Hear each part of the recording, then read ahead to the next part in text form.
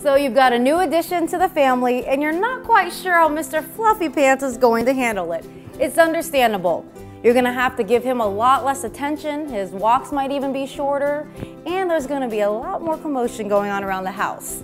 But here's the good news. He probably already knows something is up, and chances are baby and doggy will get along just fine as long as you keep in mind the following tips.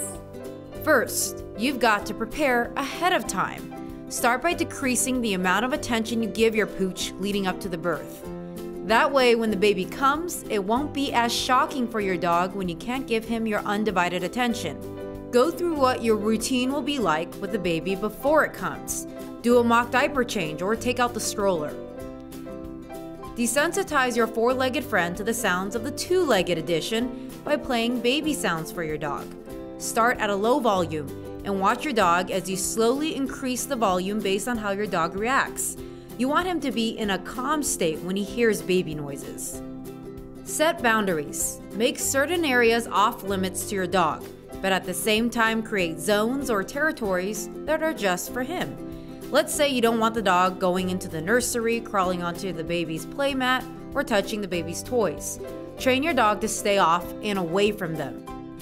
Once the baby is born, bring your dog an article of your baby's clothing to sniff, so your pup becomes acclimated to the smell, and don't let them eat right away. After a few days, when the dog is used to the baby being there, you can start to let them get closer. Keep your fur child on a leash when he meets your human child for the first time. Slowly let your pooch sniff your baby. Once that works out, you can let your pup go up to the baby without a leash. Praise your dog and give him plenty of attention. Don't let the dog lick the baby. While this is usually a sign of submission and acceptance, in the case of your baby, it could be a sign of dominance. Once the baby starts becoming more mobile, teach him to be gentle. Babies have an inclination for pulling and tugging at a dog's ears and tail. Keep the baby away during your pup's feeding time, and if there's some leftover kibble, put it up on the counter away from your curious baby. Always supervise doggy baby time. Never let them play together without someone watching them.